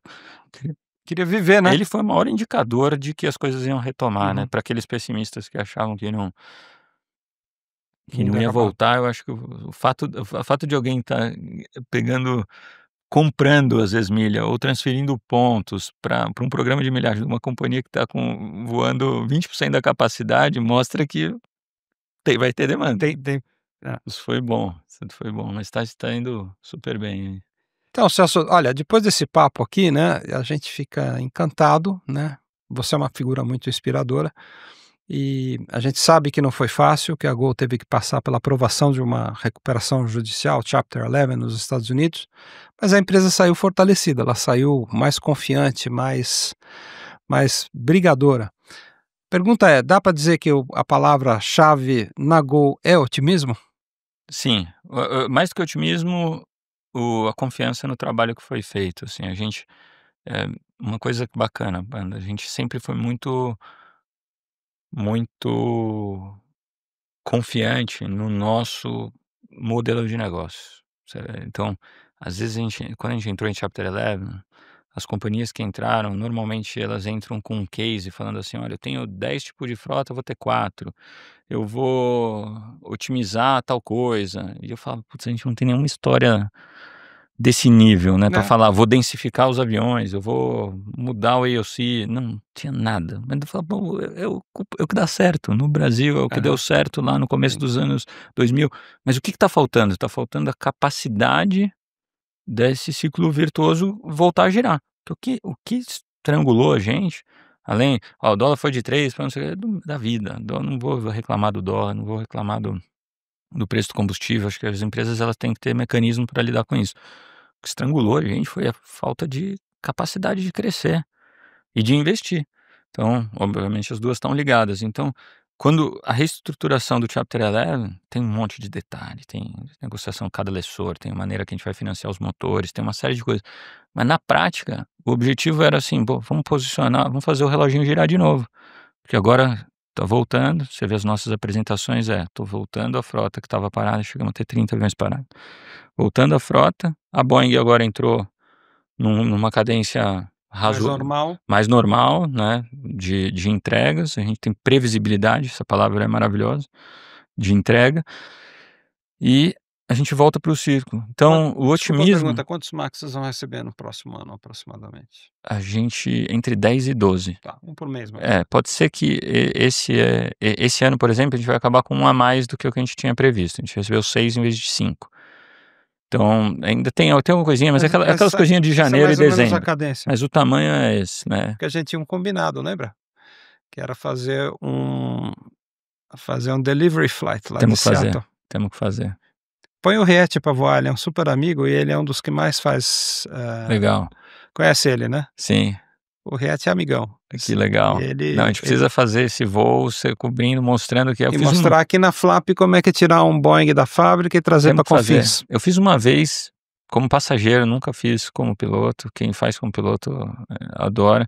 E fiz uma vez por acaso, eu estava na Boeing, era lá diretor de frota, eu estava na Boeing, e falou: "Ó, hoje tem um delivery, você não quer voltar?", e voltei. E foi muito legal. É demais, né? Pousou Caracas na época, É. pousou em Caracas, hoje a gente faz via Punta Cana, a maioria. Eu trouxe primeiro o 737-300 da Transbrasil. É, Fizemos Seattle, Miami, Manaus, Guarulhos. olha só, É. é muito bom, né, Eu, o esses Omar voos, Fontana, mais um diretor e os pilotos. Uma é. tripulação, de revezamento, né, porque, enfim, a gente pernoitou em Miami, a gente fez Ah, Seattle, pernoitou? Miami, com Ah, que pernoite legal, em com Miami, pernoite, depois voltou. e aí fizemos Miami, Manaus, É, Tango Eco Bravo. é muito bom. Que É demais, coisa, né? você lembra Essa de cada detalhe do voo, né. ah, É.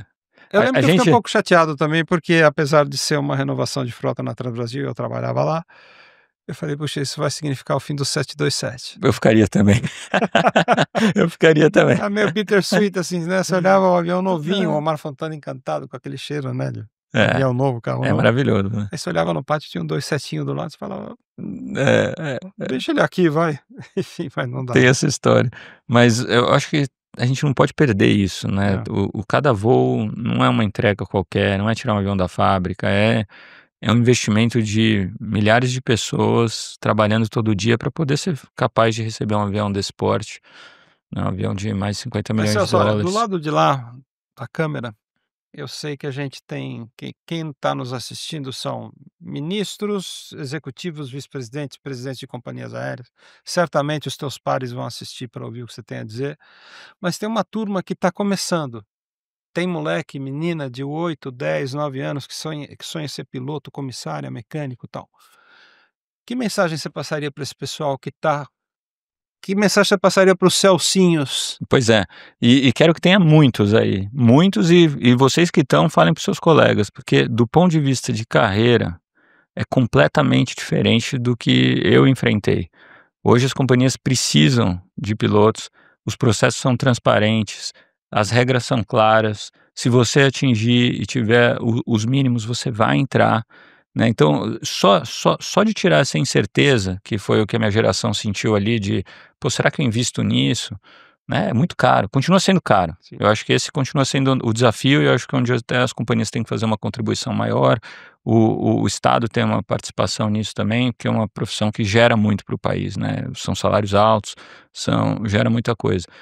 Mas hoje as regras são claras, as empresas contratam, vai crescer, vai precisar de piloto, vai precisar de comissário, vai precisar de mecânico para sempre. Aliás, mecânico mais do que nunca, né? Acho que a história mostra, são carreiras boas, carreiras técnicas, que eu acho que a gente, para mim, é o melhor exemplo de carreira técnica de sucesso que você pode ter, que não é comum no Brasil, né? No Brasil, o Brasil tem essa coisa de, não, eu preciso juntar dinheiro, preciso de uma faculdade, daí você faz às vezes qualquer faculdade, fica ali aquele começo de carreira Patinando. patinando e não sei o quê, e gasta um dinheirão com a faculdade. Aqui não, o dinheiro que vai ser investido aí vai retornar, as carreiras são longas, as carreiras respeitam senioridade. Eu mesmo, né, tô falando aqui de ter tido a oportunidade de estar numa cadeira de gerente, que é uma cadeira que poderia ser gerente de outras empresas até, gerente de estratégia, financeiro e tal, e tomei a decisão de ir para o voo pela paixão, mas fazendo conta, tá, fazendo conta. Fazendo conta de financeiro, porque a gente tem que pagar, ninguém aqui é sonhador puro, né, todo mundo tem conta para pagar. Claro. Fazendo conta, e uma das coisas que me chamou muita atenção nessa época, que ali é falar assim, se você botar uma planilha e falar: "Olha, se eu for piloto, até quando eu vou voar?", com um determinado nível de salário, né, às vezes demora um pouco mais para você ser promovido, um pouco menos, mas o dia que você chegar lá e for comandante, que é um salário hoje que poucas profissões chegam no Brasil, com quantos anos, né, então, quantas você vai ter 65 anos, às vezes 70 anos e está voando ainda, quais outras profissões?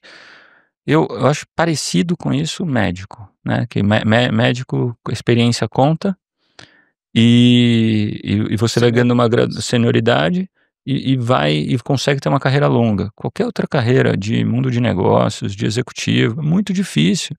A pirâmide é muito cruel, É. né, vai diminuindo muito o tamanho do cara, um cara que consegue depois virar conselheiro, e daí consegue ficar na empresa mais um tempo, tal, do ponto de vista que pinga salário, né, no tempo, é uma das melhores profissões, É verdade. né, e isso vale para E mecânico que tem um crescente, salário né, médio. e aposentando com o melhor salário, né. Então assim, tanto, olhar para esse fluxo, né, e falar assim: "Com isso eu consigo viver bem no Brasil, consigo me ajustar, consigo às vezes voar numa companhia legal e morar num lugar que tenha qualidade de vida e um custo de vida mais baixo", né, na Gol tem um monte de tripulante espalhado pelo Brasil, que eu falo assim: "Pô, Eu faria o mesmo, né. o cara acorda de manhã na Flórida, Florianópolis, no Campeche, vê o sol isso. nascer e depois vai para o aeroporto pegar um voo, Ó, é meu dia tá maravilhoso". assumindo um voo em Guarulhos. Então é uma profissão linda, a indústria está crescendo, apesar de todos os desafios que a gente está tendo, né, assim, acho que tá aí os casos para mostrar que as companhias se reinventam, elas se reestruturam, elas melhoram, né, elas são mais competitivas, vai ter mais competição. Então é uma carreira muito melhor. E olha que vocês estão falando disso de alguém que tinha medo de, quando era pequeno, dessa profissão acabar ou diminuir, né. Que tinha, pô, assistia Jacksons, né, Hã. e daí Até todo mundo hoje se fala: fala em um "É, piloto single só. pilot, não sei o quê". Ó, a geração que tá assistindo aqui tem emprego bom, carreira boa, até então aproveitem porque Agora, é maravilhoso. esse papo deveria, seguir por várias horas, mas eu vou fazer uma última pergunta que eu acho que ela vai ser interessante. Eh A Gol, quando ela nasce com uma proposta de baixo custo. Ela nasce com a proposta de democratizar o transporte aéreo, com aquela combinação vencedora monofrota, presença online forte, serviço reduzido, mas transparente, enfim. Essa é a Gol de formação, né? A Gol nasce com essa proposta e o mercado copia, né? As concorrentes vão para cima tentando reduzir custo, né, para poder competir com a Gol, porque a Gol, bem ou mal, ela empurrou para a cova as moribundas Transbrasil, né, em dezembro de 2001, VASP em fevereiro de 2005 e a Varig, ainda que não fosse uma concorrente no mesmo nicho, né, a Varig estava brigando mais com a TAM, com o passageiro mais premium, a chegada da Gol não ajuda a Varig de maneira nenhuma, né. Aí vem o Paulo Kakinoff, que transforma um pouquinho esse modelo, né, de somos uma low cost, low fare, né, ele começa a trazer alguns diferenciais de produto, se adaptando a uma concorrência mais ativa, né, o surgimento da Azul é um fator, que tem que ser considerado, tal. Super. Qual que vai ser a marca do Celso Ferreira, assim? O Celso Ferreira gostaria de ser lembrado por ter feito o quê com a Gol? Olha, ótima pergunta, tá? Eu já volto até um pouquinho para falar de modelo, né? Mas, sem dúvida, o que eu mais quero, e hoje aqui eu tô há mais de 3 anos agora, eu falei: "Eu queria voltar", eu falei 3 coisas simples, cara, eu falei assim: "Preciso voltar, essa empresa precisa voltar a crescer, essa empresa precisa ser próximo do nosso time e a gente precisa entregar um produto com consistência". Ele não tem nada mirabolante nesse plano. E é por isso que eu estou tão feliz, porque eu falei assim, eu consegui botar a empresa, né, do ponto de vista de equilíbrio financeiro de novo, era o principal. Agora a gente entra numa fase, vou agora, assim, respondendo a tua pergunta direto, aonde a Gol é muito grande para ela estar dedicada a determinado segmento. Então, hoje, o meu foco é como que a gente pode melhorar o nível de serviço, como que a gente pode atrair esse cliente mais premium, sem perder toda essa cultura de eficiência, de baixar custo que a gente tem. Isso nos coloca em outras fronteiras, né, a marca é uma marca que está indo muito para o internacional, e eu acho que esse capítulo vai se intensificar aí nos próximos anos, e transformando aquilo que deu muito certo na Gol agora numa empresa de fato internacional, que essa seja a minha marca. Que bacana. Olha, tá de parabéns, eu acho que vai dar muito certo, né, o Brasil precisa, o Brasil merece. E eu lembro quando a Gol começou, como foi excitante poder fazer o primeiro voo num avião que era tudo diferente, né, novinho de fábrica, Muito bom. né, Essa comprar era fácil. essa era a única coisa que eu queria comentar na tua fala. A Gol entra com tudo isso, né, com uma proposta diferente, com o custo mais baixo, mas a cultura de atendimento, sempre foi muito forte, É né. verdade. Então, teve o negócio da barrinha, tá, mas o negócio da barrinha é ultra simpático. Se fosse hoje, todo mundo estaria falando: "Pô, tem a barrinha". Então, eu falo, essa coisa do atendimento, da tripulação, sempre foi, não tinha NPS na época, se tivesse, o NPS da tripulação já ia ser alto.